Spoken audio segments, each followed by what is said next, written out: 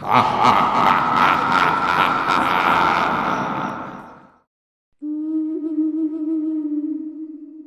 to Unsolved, a true crime podcast.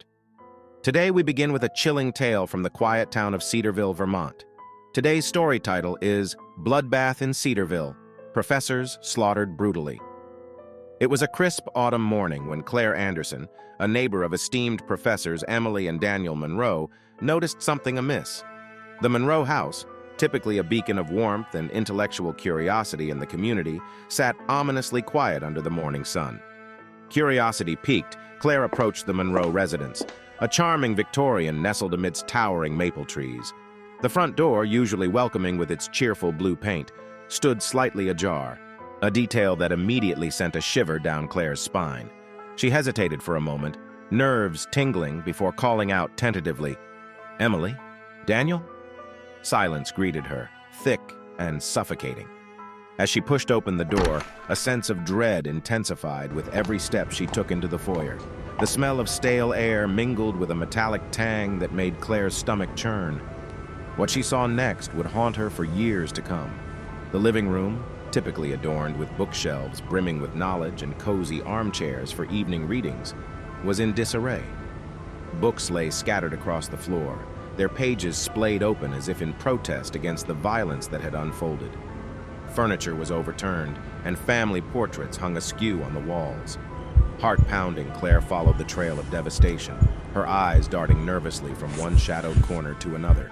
She reached the hallway leading to the Monroe's study, a sanctuary where Daniel often penned his scholarly articles and Emily crafted her intricate watercolor paintings. It was there, at the threshold of the study, that Claire's worst fears were realized. Lying motionless on the floor were the bodies of Emily and Daniel Monroe. Their faces, once vibrant with intellect and kindness, now bore expressions frozen in agony. Emily's hands clutched her throat, as if trying to stifle a scream that never escaped. Daniel lay nearby, a pool of crimson staining the wooden floor beneath him. Tears streamed down Claire's cheeks as she stumbled backward, fumbling for her phone to dial emergency services. Her voice trembled as she relayed the horrifying scene to the dispatcher, every word choked with grief and disbelief. Minutes felt like hours as sirens pierced the morning air, heralding the arrival of police and paramedics. Claire was ushered outside, where she collapsed onto the front steps, her mind reeling from the brutality she had witnessed. Neighbors gathered around her, offering comfort and silent solidarity as authorities swarmed the Monroe residence, cordoning off the area with yellow crime scene tape. Detectives arrived swiftly, their faces grim with determination, as they began the painstaking task of piecing together what had transpired inside the Monroe home. Forensic teams combed through every room, photographing evidence and collecting items that would later become crucial pieces of the puzzle. By mid-morning, the news had spread like wildfire through Cedarville.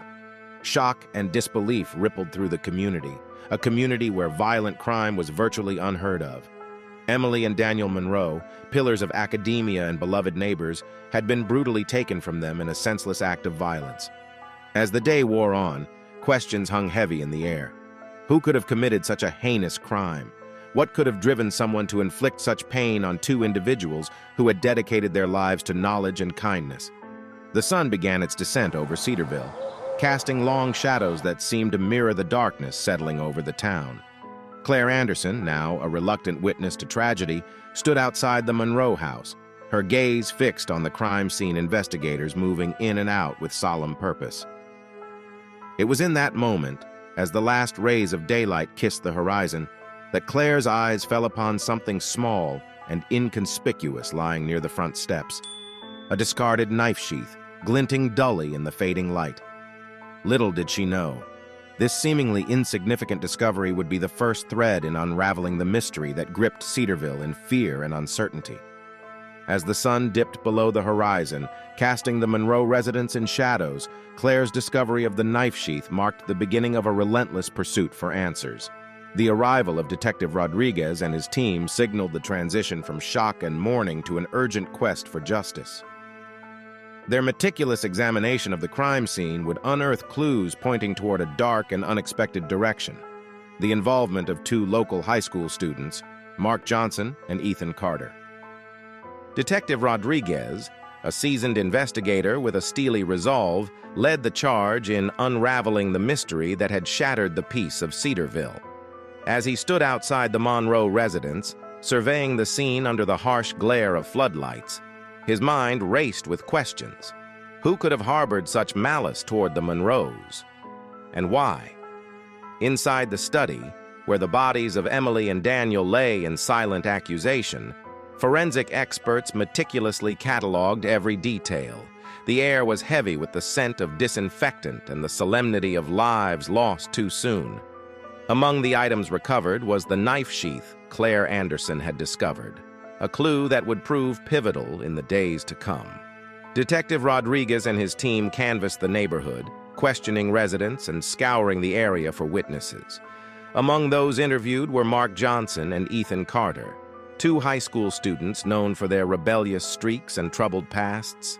Mark and Ethan, clad in hoodies and worn sneakers, met the detectives with a mixture of defiance and fear. Their eyes darted nervously as they denied any knowledge of the crime, their alibis shaky at best. Both had been seen near the Monroe residence on the day of the murders, a fact that did not escape Detective Rodriguez's keen eye for detail. As the interrogation progressed, cracks began to appear in Mark's stoic facade. His hands fidgeted uncontrollably, betraying the nervousness he struggled to conceal. Ethan, on the other hand, maintained a stubborn silence, his lips pressed into a thin line of defiance. Detective Rodriguez pressed on, his questions piercing through the veil of denial. He knew from experience that the truth often lurked in the spaces between words, waiting to be uncovered through persistence and intuition. Hours turned into days as the investigation intensified. Surveillance footage obtained from nearby businesses revealed a startling detail. Mark and Ethan had been spotted near the Monroe residence shortly before the time of the murders. Their faces, captured in grainy black and white, haunted Detective Rodriguez's thoughts as he pieced together their movements. The discovery of Daniel Monroe's missing wallet added another layer of complexity to the case. Its absence suggested a motive rooted in robbery, a desperate bid for cash that had escalated into a tragedy beyond comprehension. Amidst the mounting evidence, a portrait of Mark and Ethan's troubled lives began to emerge. Both had a history of run-ins with the law, from petty theft to vandalism. Rumors circulated among their peers of rebellious escapades and late-night exploits, a stark contrast to the quiet suburban life they inhabited. In a pivotal moment of the investigation, forensic analysis linked the discarded knife sheath to a set of fingerprints belonging to Ethan Carter. The revelation sent shockwaves through Cedarville, casting a shadow of suspicion over the two teenagers. As Detective Rodriguez reviewed the latest developments with his team, a sense of urgency gripped him. He knew that time was of the essence, a truth underscored by the looming specter of justice for Emily and Daniel Monroe, whose lives had been cut short in a senseless act of violence. As night descended over Cedarville, Detective Rodriguez's realization that Ethan Carter's fingerprints were on the knife sheath marked a turning point in the investigation. The revelation would lead to a pivotal decision: to confront Mark Johnson and Ethan Carter with the evidence that threatened to unravel their carefully guarded secrets. Meanwhile, the town of Cedarville held its breath, waiting for answers that remained just beyond their grasp. Detective Rodriguez, with his unwavering determination etched on his face, sat across from Mark Johnson in the dimly lit interrogation room. The air hung heavy with anticipation as he laid out the damning evidence. The surveillance footage placing Mark and Ethan near the Monroe residence, Ethan's fingerprints on the knife sheath, and their troubled histories intertwining with the motive of robbery. Mark, his once defiant demeanor now replaced with a palpable sense of unease, shifted uncomfortably in his chair. His eyes darted between Detective Rodriguez and the stark white walls, searching for an escape that eluded him. "I didn't kill them," Mark finally spoke, his voice cracking with emotion. "We were just hanging out nearby. We didn't go inside." Detective Rodriguez leaned forward, his gaze unwavering. Then why were Ethan's fingerprints on the knife sheath found near the crime scene? Mark hesitated, his resolve faltering under the weight of the evidence stacked against them. "I don't know," he muttered, his voice barely above a whisper. "We found it lying there. We didn't do anything." Detective Rodriguez pressed on, each question chipping away at Mark's defenses. He knew that the truth, elusive as it seemed, lay buried beneath layers of half-truths and evasions. Across town, Detective Harris, a meticulous investigator known for her attention to detail, sat down with Ethan Carter in a cramped interrogation room. Ethan's face, once a mask of defiance, now betrayed the fear gnawing at his insides. "I didn't kill them," Ethan repeated, his voice trembling despite his efforts to appear composed. "We were just hanging out, like Mark said." Detective Harris studied him with a practiced eye, weighing his words against the evidence at hand. The knife sheath, Ethan's fingerprints, the pieces of the puzzle seemed to fit together with chilling clarity. "Why were your fingerprints on the knife sheath, Ethan?" Detective Harris asked, her voice steady. Ethan swallowed hard, his throat dry with apprehension. I don't know," he stammered, his eyes darting to the floor. "We found it there. We didn't hurt anyone." Detective Harris leaned forward, her gaze piercing through Ethan's defenses. "Someone did, Ethan," she said softly, "and we need to know what happened." As the interrogations continued, tensions simmered in Cedarville. The once close-knit community grappled with the harsh reality that violence had shattered their sense of security. Rumors swirled through town, casting shadows of doubt on Mark and Ethan's protestations of innocence. Outside the Monroe residence, forensic experts meticulously combed through the evidence, piecing together the timeline of events leading to Emily and Daniel's tragic deaths. Each clue, no matter how small, offered a glimpse into the lives stolen too soon.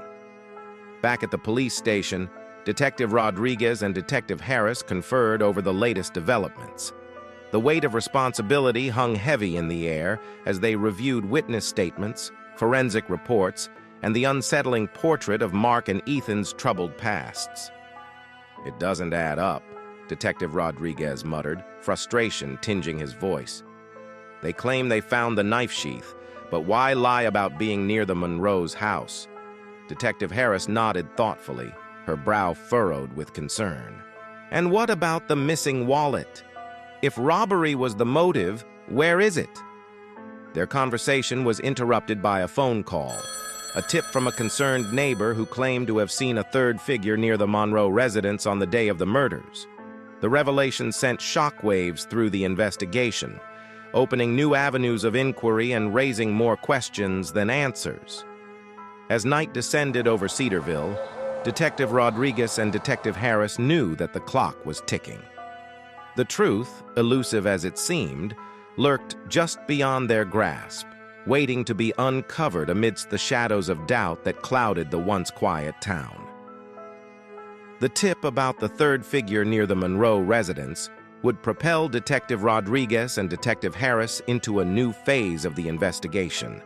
As they delved deeper into this lead, they would uncover startling revelations that would challenge everything they thought they knew about the murders of Emily and Daniel Monroe. Meanwhile, Mark and Ethan's fate hung in the balance as the weight of suspicion threatened to consume them. The tip from the concerned neighbor led them to Simon Hayes, a reclusive artist known for his enigmatic presence in Cedarville. Simon lived in a secluded cabin on the outskirts of town, surrounded by his hauntingly beautiful paintings that captured the essence of both darkness and light.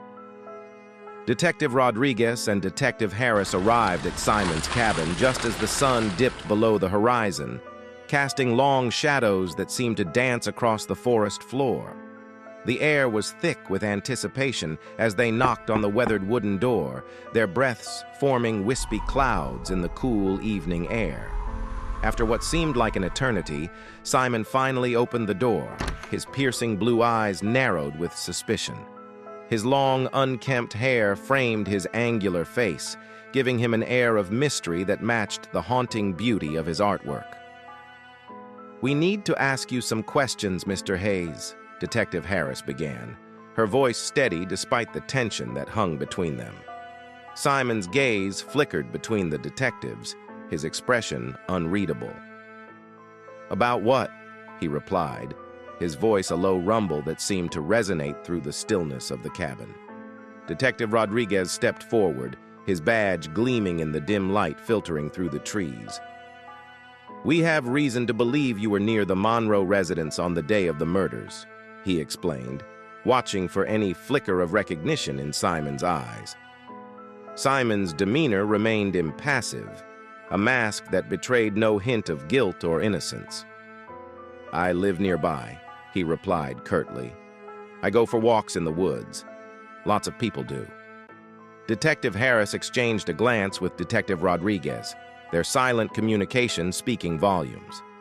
They knew that Simon Hayes held the key to unraveling the mysteries that had plagued Cedarville since that fateful day. "Can you tell us where you were on the afternoon of the murders?" Detective Harris pressed, her voice soft yet insistent. Simon hesitated, his eyes darting to the paintings that adorned the cabin walls, each one a tapestry of emotions that seemed to echo the turmoil within him. "I was here," he finally answered, his voice tinged with defiance. "Alone." Detective Rodriguez narrowed his eyes, his intuition urging him to dig deeper. "Did you see anyone near the Monroe residence?" he asked, his voice steady. Simon's jaw tightened, a muscle ticking in his cheek as he weighed his next words carefully. "I saw someone," he admitted, his voice barely above a whisper. "A figure in the distance. But I didn't think much of it." Detective Harris leaned forward, her gaze locking with Simon's. "Can you describe this person?" she asked, her voice a gentle coaxing. Simon shook his head, his expression clouded with uncertainty. "It was too far away," he replied evasively. "I couldn't see clearly." Detective Rodriguez exchanged a knowing glance with Detective Harris. They had reached a critical juncture in the investigation, one where truth and deception intertwined in a delicate dance. As they left Simon's cabin, the night enveloped them in a shroud of darkness that mirrored the complexities of the case. Each step brought them closer to unraveling the web of lies and half-truths that obscured the truth about Emily and Daniel Monroe's untimely deaths. Back at the police station, Detective Rodriguez and Detective Harris sifted through the details of their conversation with Simon Hayes. The pieces of the puzzle were beginning to fall into place, revealing a portrait of Cedarville that was far more complex than they had imagined. "It's like he's hiding something," Detective Harris mused, her brow furrowed with concern. "But what?" Detective Rodriguez leaned back in his chair, his mind racing with possibilities. "He claims he was alone," he murmured, more to himself than to Detective Harris. "But someone else was there that day." Their conversation was interrupted by a phone call, a breakthrough in the forensic analysis that shed new light on the evidence recovered from the Monroe residence. The revelation sent shockwaves through the investigation, igniting a spark of hope amidst the darkness that threatened to engulf Cedarville. The forensic breakthrough would lead Detective Rodriguez and Detective Harris down a path strewn with new clues and unexpected revelations. As they followed the trail of evidence, they would uncover startling connections that linked Simon Hayes to the Monroe murders in ways they never anticipated. Meanwhile, Mark and Ethan's lives hung in the balance as the weight of suspicion threatened to consume them, casting a shadow over the once quiet town of Cedarville. The phone call that interrupted their discussion at the police station heralded a turning point, a glimmer of hope amidst the darkness that had clouded the investigation. The forensic analysis revealed traces of DNA on a discarded glove found near the Monroe residence, linking it to Simon Hayes. It was a crucial piece of evidence that blurred the lines between truth and deception, casting shadows of doubt over Simon's claims of innocence. Armed with this revelation, Detective Rodriguez and Detective Harris returned to Simon Hayes' secluded cabin with renewed determination. The air was thick with tension as they confronted him once more, their minds racing with questions that demanded answers. "We found your DNA at the crime scene," Detective Rodriguez stated bluntly, his gaze unwavering as he pinned Simon with a penetrating stare. Simon's expression remained stoic, a mask that betrayed no hint of surprise or guilt. "I told you, I live nearby," he replied calmly, though the tension in his voice was palpable. "My DNA could be anywhere." Detective Harris stepped forward, her voice tinged with urgency. "Why didn't you mention that you were near the Monroe residence?" she pressed, her eyes searching Simon's face for any sign of remorse. Simon's lips tightened into a thin line, his jaw working as if grappling with unspoken words. I didn't think it was relevant," he finally answered, his voice strained. Detective Rodriguez leaned closer, his tone lowering to a deliberate calm. "You were seen near their house on the day of the murders," he stated with certainty, watching for any flicker of acknowledgement in Simon's eyes. Simon's gaze flickered, a fleeting moment of vulnerability betraying the facade of indifference he had carefully cultivated. "I was there," he admitted quietly, his voice barely above a whisper. "But I didn't do anything." Detective Harris exchanged a glance with Detective Rodriguez, their unspoken communication echoing the gravity of Simon's confession. "What were you doing there?" she asked gently, her voice a quiet plea for the truth. Simon hesitated, his hands clenching into fists at his sides. I saw them," he began haltingly, his gaze fixed on a distant point as if reliving a memory. "Emily and Daniel. They seemed happy. I didn't want to disturb them." Detective Rodriguez studied Simon intently, his mind racing to reconcile the man before him with the evidence that pointed toward his involvement in the murders.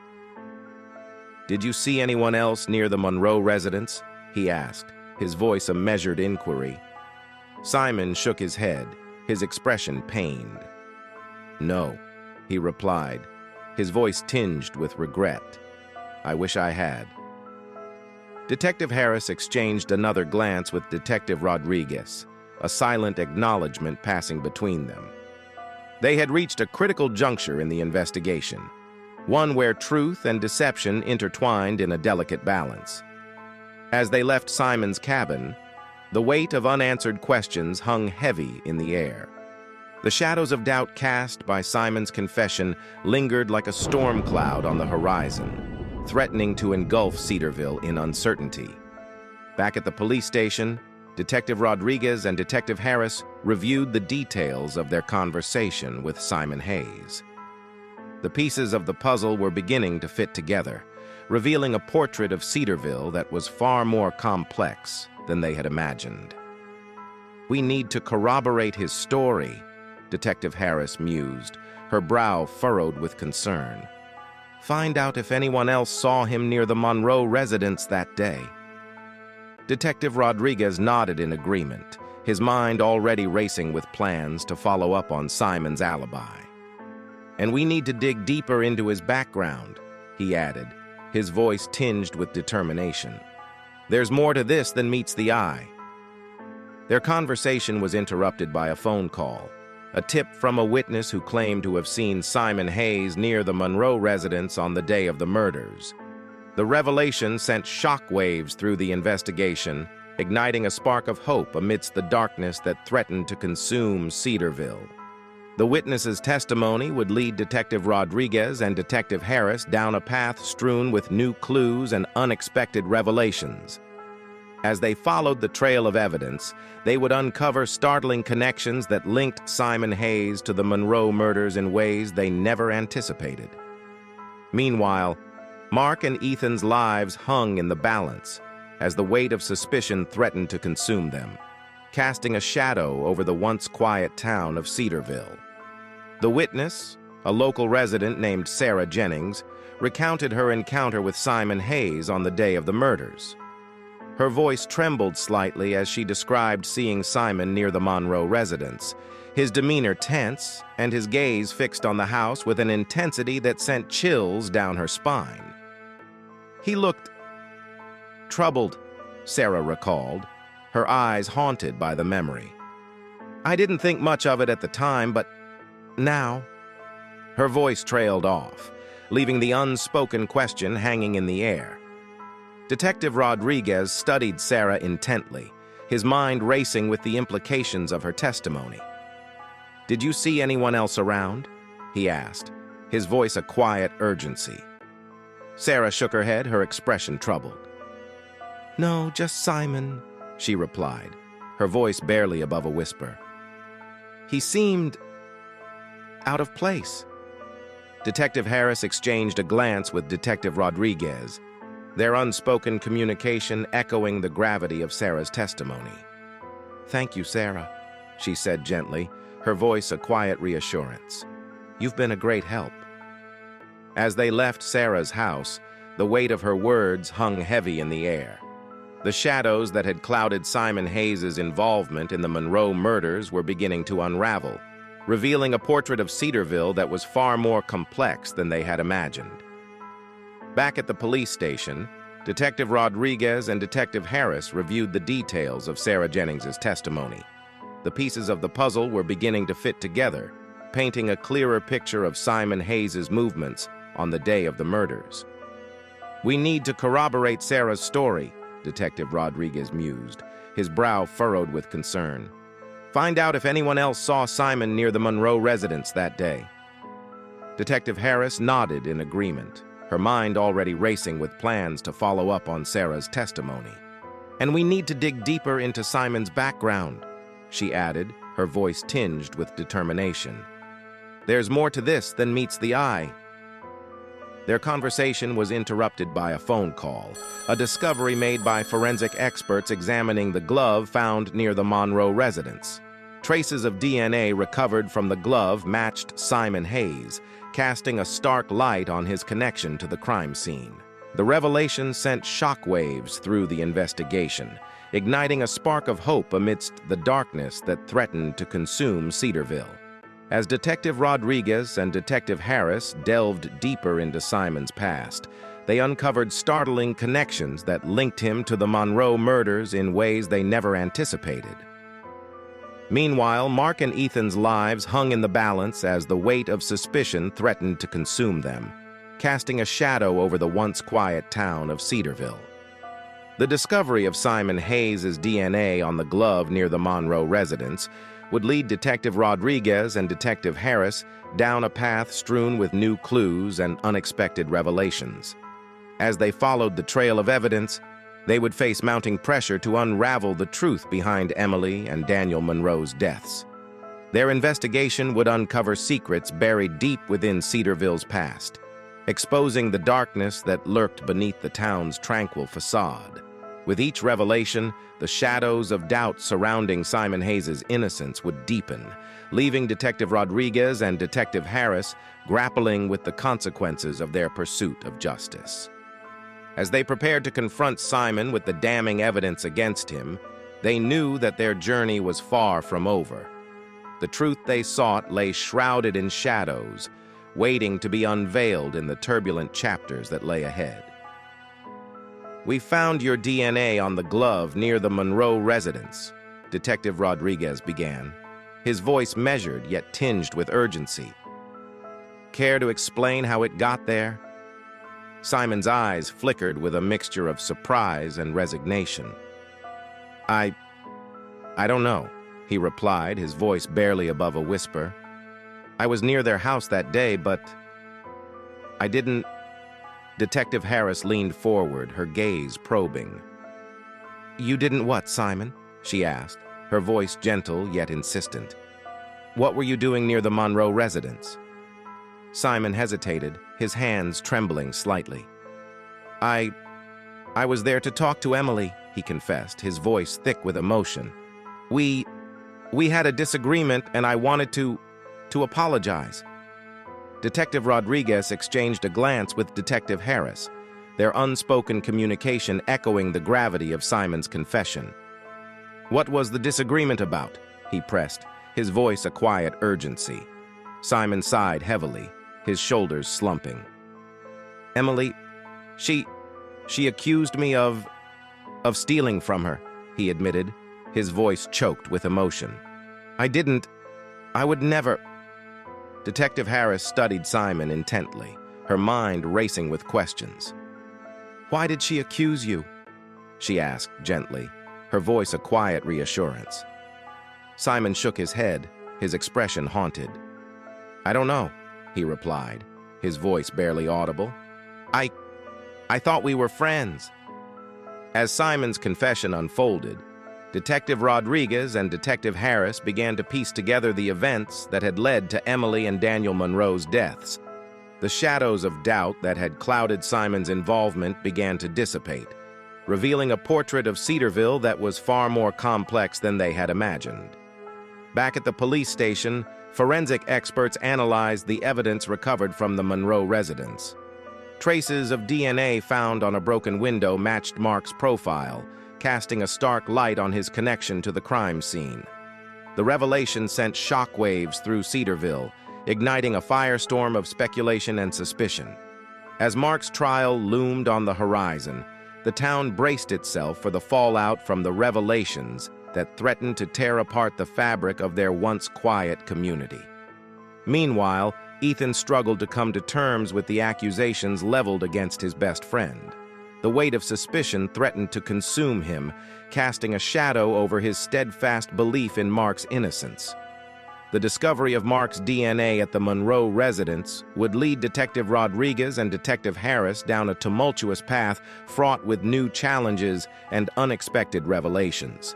As they prepared for Mark's trial, they would face mounting pressure to unravel the truth behind Emily and Daniel Monroe's deaths. Their investigation would uncover secrets buried deep within Cedarville's past, exposing the darkness that lurked beneath the town's tranquil facade. With each revelation, the shadows of doubt surrounding Mark's innocence would deepen, leaving Detective Rodriguez and Detective Harris grappling with the consequences of their pursuit of justice. As they prepared to confront Mark with the damning evidence against him, they knew that their journey was far from over. The truth they sought lay shrouded in shadows, waiting to be unveiled in the turbulent chapters that lay ahead. Mark sat at the defendant's table, his hands clenched tightly together, his gaze fixed on the judge as the proceedings began. Detective Rodriguez and Detective Harris sat at the prosecution table, their expressions grave yet determined as they prepared to present their case. The prosecution opened with a chilling account of the night Emily and Daniel Monroe were brutally murdered in their own home. They recounted the evidence meticulously gathered from the crime scene: the broken window with Mark's DNA, the glove found nearby bearing his genetic imprint, and the testimony of witnesses who had seen Mark near the Monroe residence on the night of the murders. As the prosecution laid out their case, doubts began to seep into the minds of the jurors. The weight of the evidence against Mark seemed insurmountable, casting a shadow of suspicion over his claims of innocence. Mark's defense attorney, Rebecca Lawson, rose to her feet, her voice calm yet resolute as she began to dismantle the prosecution's narrative. She painted a portrait of Mark as a dedicated student and a beloved member of the community, someone whose character stood in stark contrast to the heinous crimes he was accused of committing. Rebecca called witnesses to the stand who testified to Mark's unwavering integrity and steadfast loyalty. Friends, teachers, and neighbors spoke of his kindness, his generosity, and his unyielding commitment to justice. But as the trial progressed, cracks began to appear in Mark's defense. The prosecution presented new evidence, a security camera footage from a nearby convenience store that showed Mark purchasing gloves similar to the one found near the Monroe residence on the day of the murders. The courtroom murmured with disbelief as the footage played on the screen, casting a damning light on Mark's alibi. Rebecca Lawson's attempts to discredit the evidence fell short, leaving Mark's fate hanging in the balance. Outside the courtroom, tensions simmered as Cedarville grappled with the implications of Mark's trial. The once close-knit community found itself divided, torn between those who believed in Mark's innocence and those who were convinced of his guilt. Ethan, struggling to reconcile his unwavering belief in his friend's innocence with the mounting evidence against him, found himself at a crossroads. His faith in Mark had been unshakable, but as the trial unfolded, doubts gnawed at the edges of his conviction.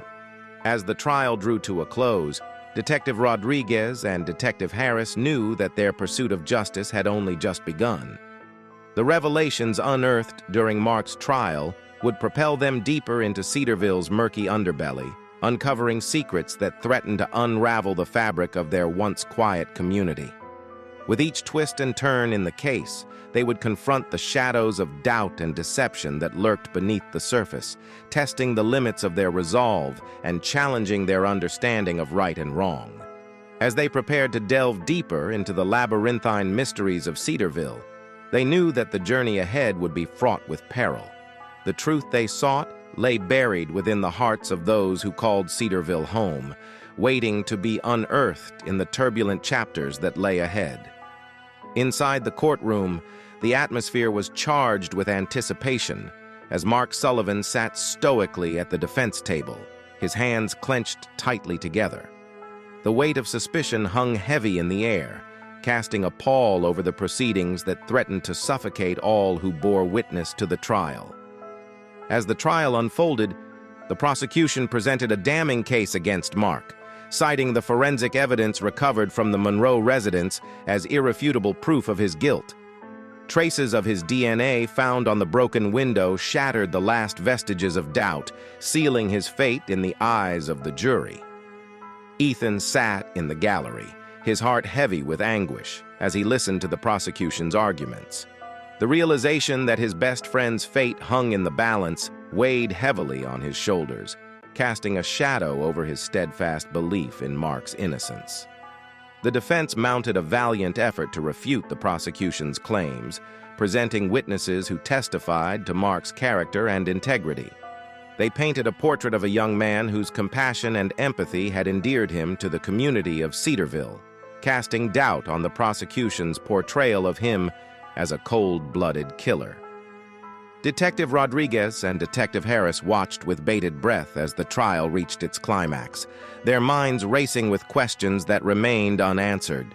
The truth they sought lay buried beneath layers of deception and deceit, waiting to be unearthed in the crucible of the courtroom. In a dramatic turn of events, a key witness took the stand and testified to seeing a shadowy figure near the Monroe residence on the night of the murders. Their testimony cast doubt on the prosecution's timeline of events, raising the possibility of an alternative explanation for Emily and Daniel Monroe's deaths. As the defense seized upon this revelation, the courtroom erupted into chaos as the prosecution and defense clashed in a battle of wits and wills. Detective Rodriguez and Detective Harris watched with a mixture of hope and apprehension as the truth began to unravel before their eyes. The courtroom drama would leave Detective Rodriguez and Detective Harris grappling with the consequences of their pursuit of justice. As they prepared to confront Mark Sullivan with the newfound evidence that could exonerate him, they knew that their journey was far from over.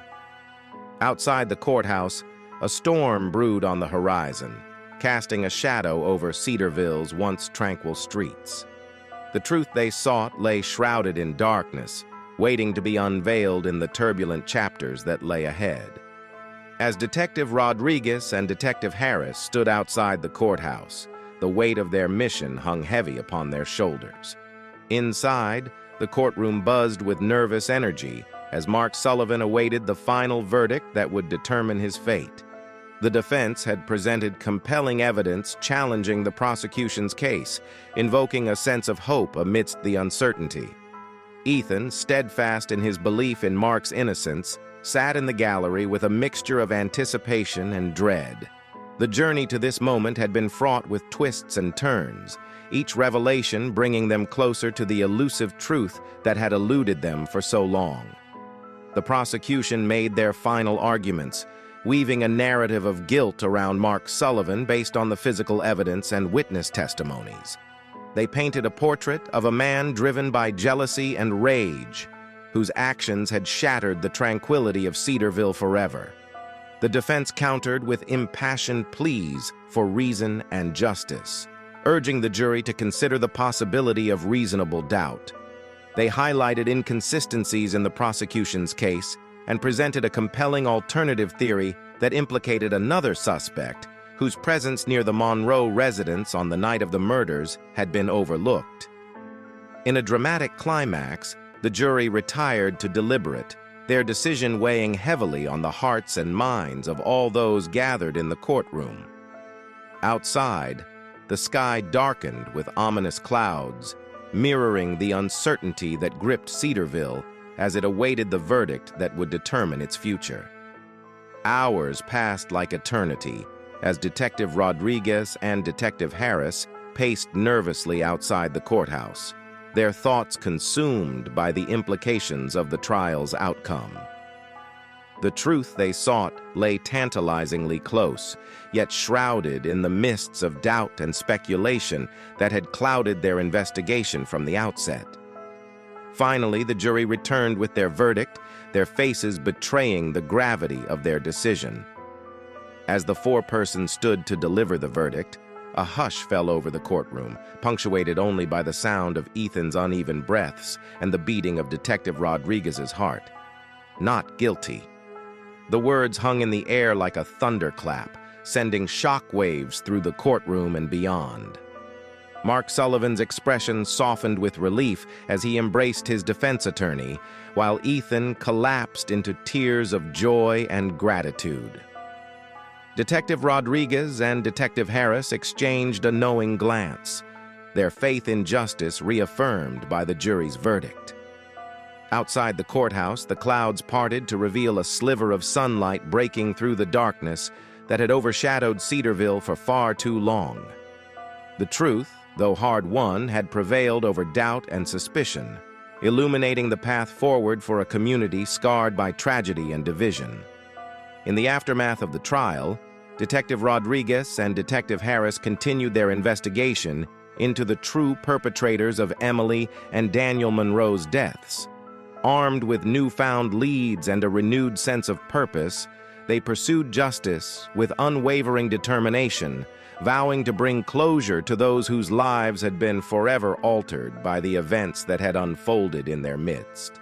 As Cedarville slowly began to heal, the shadows of the past receded, replaced by the promise of a future defined not by tragedy, but by resilience and hope. Mark Sullivan returned to a community that had rallied behind him, grateful for the second chance afforded to him by the verdict that had set him free. And so concludes our journey through the shadows of Cedarville. Stay tuned for our next episode, where even more shocking revelations await. Until then, keep your doors locked and your minds open.